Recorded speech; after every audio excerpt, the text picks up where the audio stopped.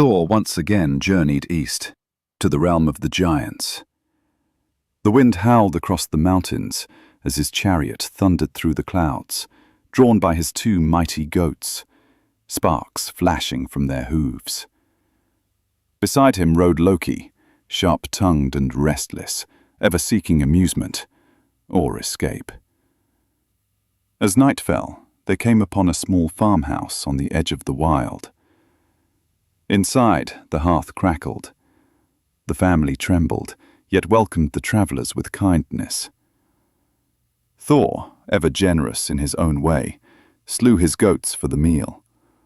But before the feast began, he warned them, "Do not break the bones."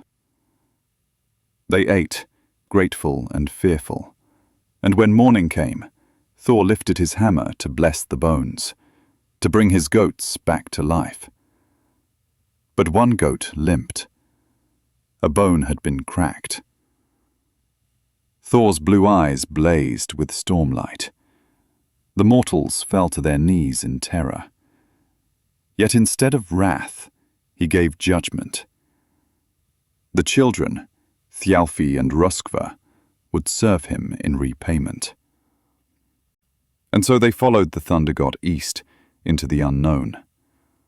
Through deep forests they walked, woods so old the air itself seemed alive.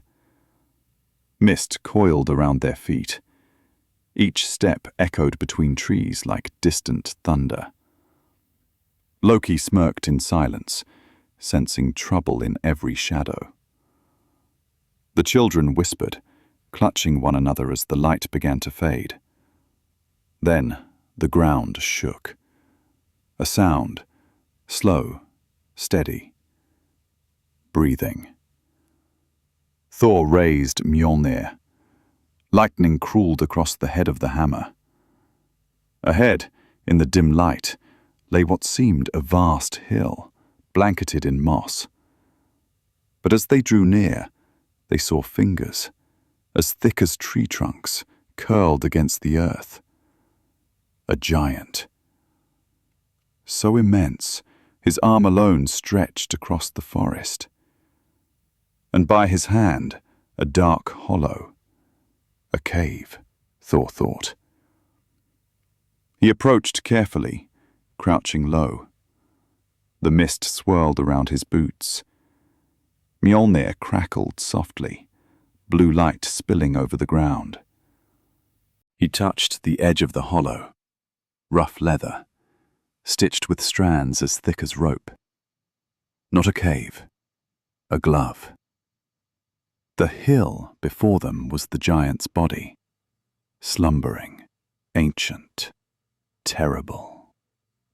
Each breath he took shook the trees, scattering birds from their branches. Loki's smile returned. "Well, Thunderer," he whispered, "shall we wake him?" Thor's eyes narrowed, lightning flickering across his face. He said nothing. And so, in the cold dawn light, the god of thunder stood before a sleeping mountain of flesh. The first true test of their journey through Jötunheimr.